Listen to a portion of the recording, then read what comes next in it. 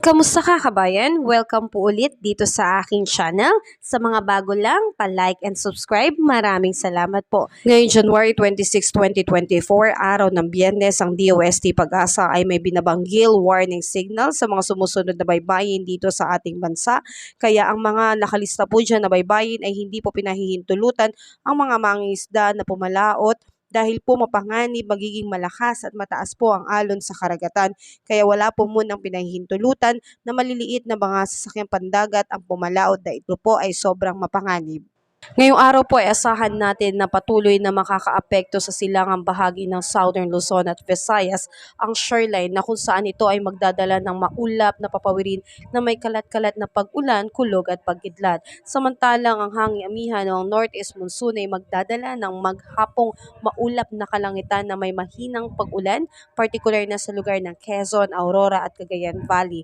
Kasama na rin dito ang Bicol at Cordillera Administrative Region. Samantalang dito po sa atin sa Metro Manila at ilang natitirang bahagi ng Luzon, makakaranas sa buong maghapon na maaliwalas na panahon. Ngunit sa bandang umaga po ay may kaunting pag-ulan. Samantalang sa Legazpi po ay patuloy na makakaranas ng makulimlim na panahon na may kalat-kalat din po na pag-ulan.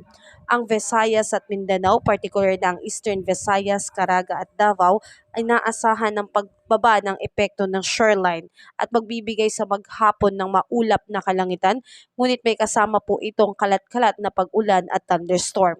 Patuloy pa rin pong pinag-ingat ang ating mga mamamayan na nakatira dyan sa nabanggit na lugar dahil nakaraan pa po sila nakararanas ng pag-ulan at ang mga lupa doon ay malambot na at kapag binaha pa, talaga namang ito ay mapanganib sa mga mamamayan at ganun din po ay posible rin po at malaki ang tsansa ng pagkakaroon ng landslide sa mga nakatira po sa may bulubulduking mga lugar.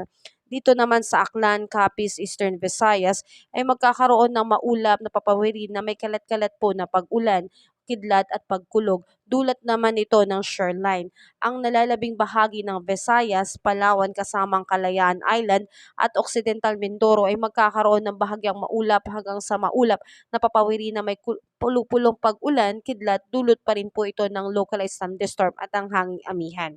Sa patuloy na pagmamonitor po ng panahon dito sa ating bansa, wala pa rin pong sama ng panahon o bagyo na nasa loob ng Philippine Area of Responsibility, pero may mga super typhoon at LPA sa labas ng bansa. Nawa ay hindi po ito makalapit dito sa ating bansa upang wala pong maging bagyo ngayong buwan ng Enero. Patuloy po rin tayong maging updated at salamat parati kabayan sa iyong pagsubaybay. Ingat ka palagi.